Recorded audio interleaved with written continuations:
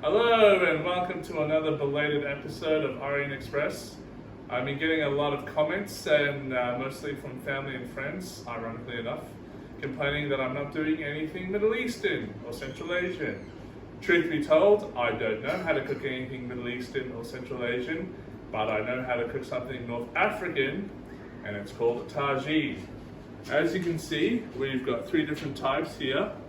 This one is ceramic from Emile Henry from France. This too is a ceramic from Wheel and Barrow, same as my apron. That is from Tunisia, and I don't know where we got this one from, but it's a cast iron one that you could probably put on a barbecue grill. So, preparation for the tagine is like this. The Wheel and Barrow one, it hasn't been seasoned yet. So what you need to do is with any of these, when you buy them, you just soak them in water for 24 hours. And after you've soaked them in water for 24 hours, you need to actually bind them with some olive oil and put them in the oven at 100 degrees Celsius for an hour and 15 minutes. And that will let it seal, so that before you use it, it doesn't crack. So this Emile Henry we're using today has been sealed. This Wheel and Barrow from Tunisia, my wife just likes using ornamentally as an antique, so she doesn't actually want to use it for cooking and hasn't been sealed. But the cast iron one has. The little trick when you're cooking tagines is you can actually sear the meat inside this oven. It's basically a clay oven. But what I'm going to do today is I'm going to from Aldi, so we're being economical. We're going to sear it on a cast iron skillet on the actual oven, like a barbecue, to give it more flavor. So I've already added oil to this. What I'm going to do is add some pepper,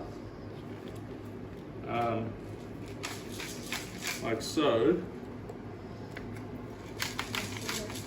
and also salt.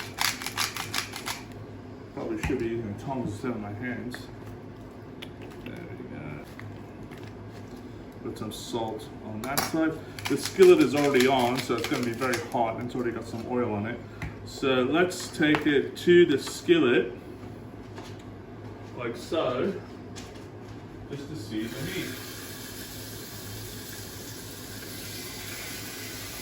And in effect, we're going to do it like a steak, just cook it on there for a couple minutes each side, and then we'll take it off, put it on a board, cut it up, and then put it in the tagine. This is a really tough piece of meat. It's gravy steak. We actually had some yesterday in a Vietnamese restaurant in a pho, and obviously they cooked that overnight, which helps break down the protein.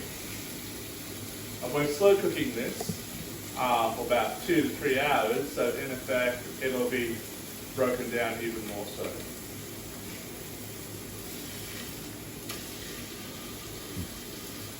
So by doing this, searing it on a skillet, you're enhancing the flavor before you put in the tagine, which we haven't done before.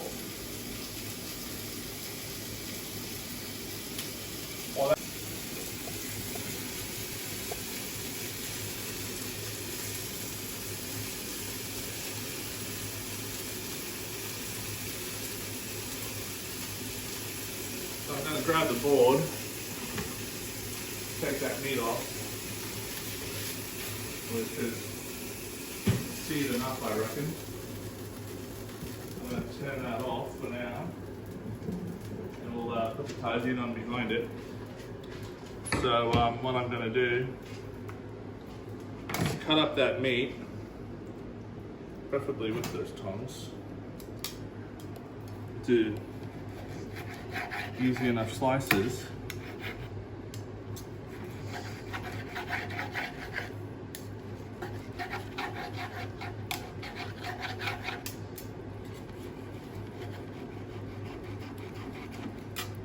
So as you can see, it's quite tough. But even when you're braising a brisket, it's probably recommended that you should sear the brisket first before you braise it with some stock and wine.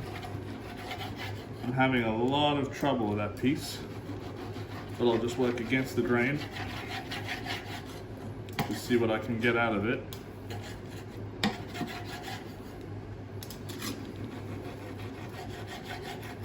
There we go. Let's hope we have better luck with this one.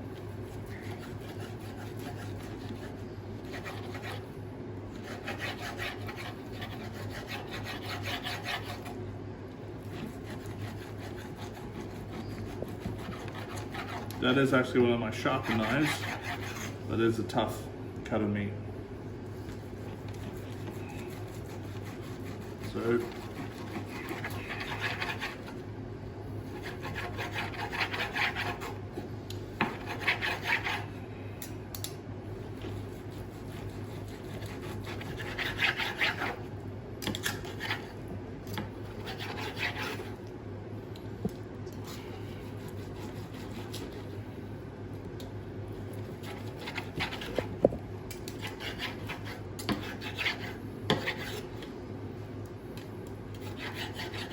all right, I'm just going to break those down a bit more so everyone has enough to eat.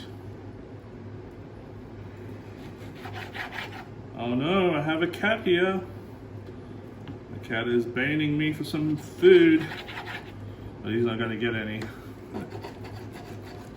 This is supposed to be a sterile kitchen. Mind you, we went to the dentist and they had dogs there. That was funny. Okay, that's pretty much it. So what we're going to do is we're going to take that tagine over to the oven and put it on the cooktop. Where you are, son?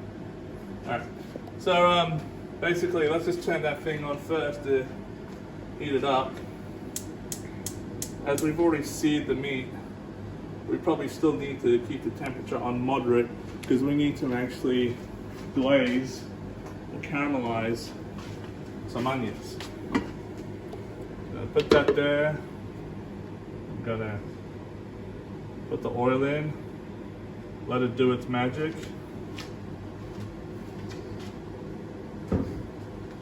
And grab the onions. Just waiting for that gas to heat up that tagine.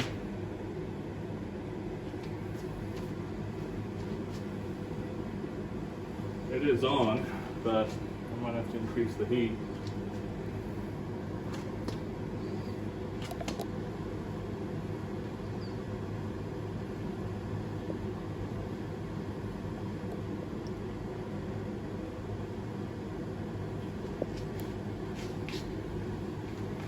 Oh, a little spatula.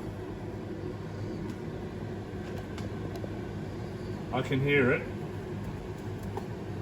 So, putting that onion in there. Let it do its thing.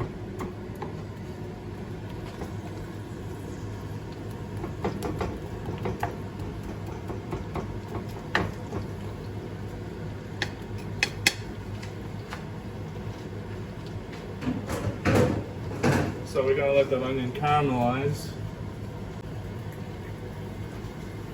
So we're going to let that onion caramelize in the oil, and then we'll put that seared meat on top.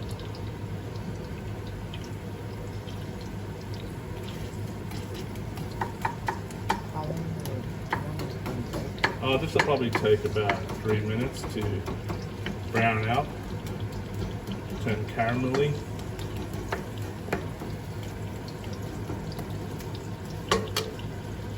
So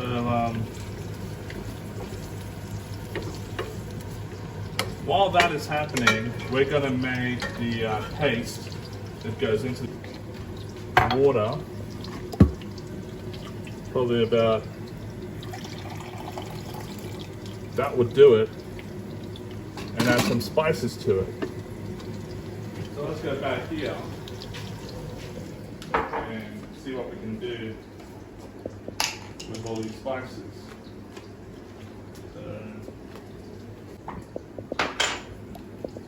Some garam masala, some powdered ginger,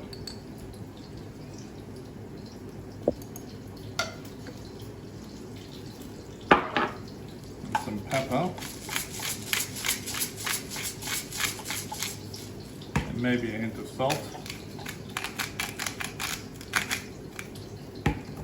And put that spoon back where I got it from.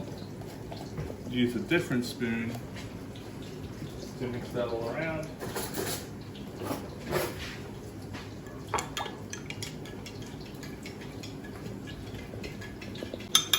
Keep that on the side, put that on top of the meat.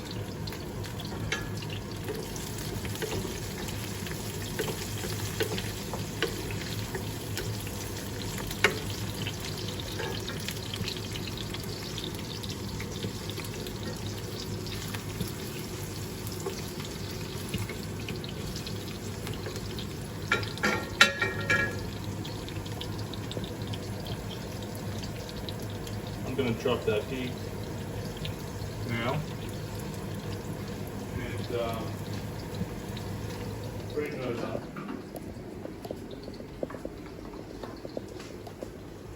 The steak or the gravy beef. So place the meat in the tagine like so.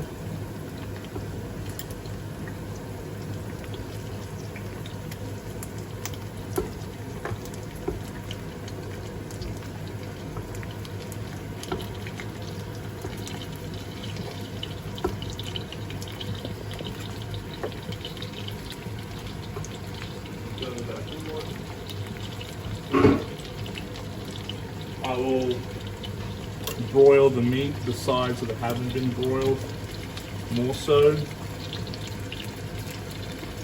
with the onion.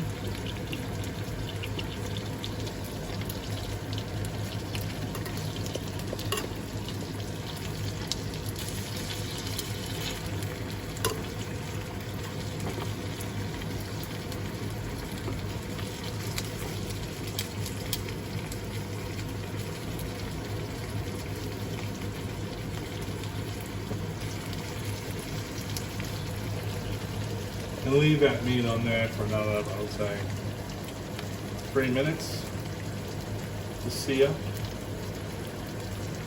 And then flip it around a bit more as that onion is caramelizing underneath it.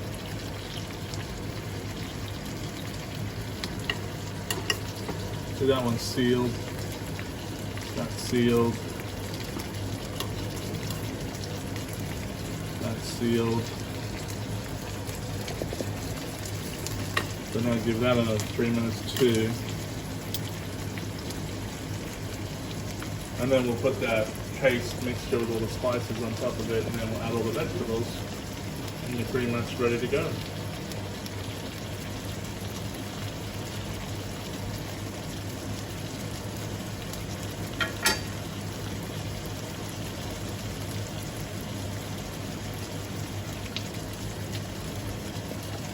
I always end up putting too much stock in to avoid that habit, because a lot of the vegetables will have their own water.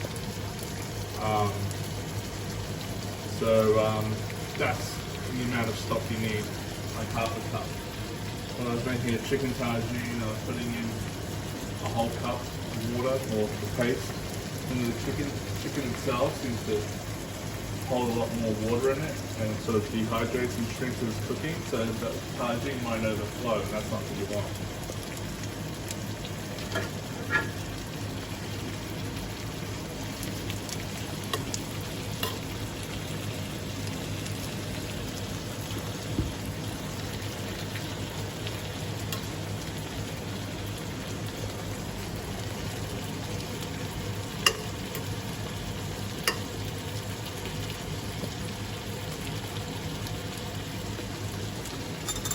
Alright, I'm going to put that paste on top, and then after doing so, I'm going to bring it back. So I'm going to put the potatoes on first. Make sure you always have the tagine on a low heat, or whatever meat or protein or starchy root vegetables you have at the base will burn and stick to it on a high heat. and then you dead damage these tagines. And this one in particular, it cost us $180 on sale, but now they're a couple of $100, like they're like $300 retail. The price has gone up since COVID, so I don't know why, but they're made in France, so must be a cost of living thing. But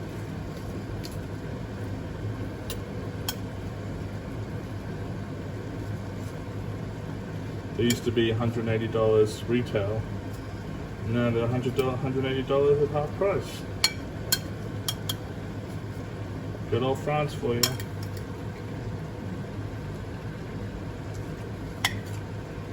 But when you look at the design of it, it is way better than the reel and barrel one. Like, a lot of thought went into designing these things on a 3D computer program, whereas the reel and barrel one comes from North Africa and Tunisia. It's more traditionally designed, so we don't really worry too much about functionality. So this is our best tagine out of all three. Alright, gonna put this carrot. You don't need to put carrots in. You probably don't even need to put potatoes in. We're just doing it because we're feeding a family of 6. And we want to make sure there's no hungry bellies. So these are optional.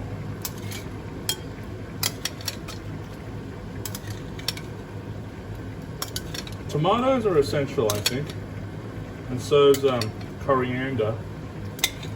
For all my family and friends in North Africa, cilantro. So cilantro is essential, and we grow our own, but we have a very limited supply because winter it's not growing very well. So I'll keep that to the side as well for now. Bring those tomatoes in, put that on the side.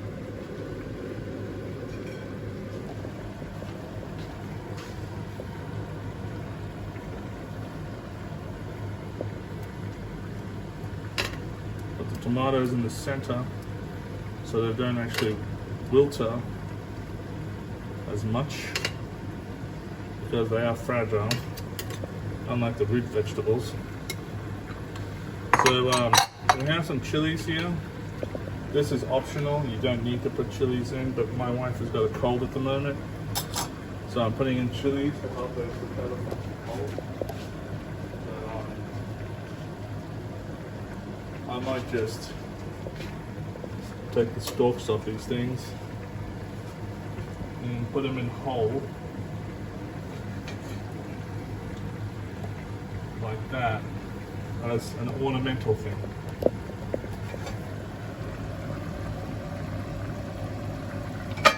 Just for the actual flavor of it, not so much the spice. So as you can see, our cilantro is quite limited. Just put that on top.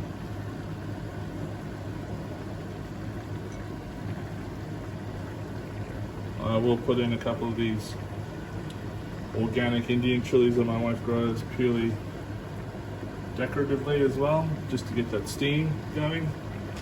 But you need some sort of sweet element to it. So we do have some sultanas here, but I'm not going to rehydrate them. I'm just going to put them in like this. You can use cranberries, pomegranates. Traditionally, we have used apricot in the past, which is, I think, what's recommended. But some people use prunes. I'm not a big fan of using prunes. What's that? They're like really big plums, but they're dry. All right, I'm gonna put the lid on.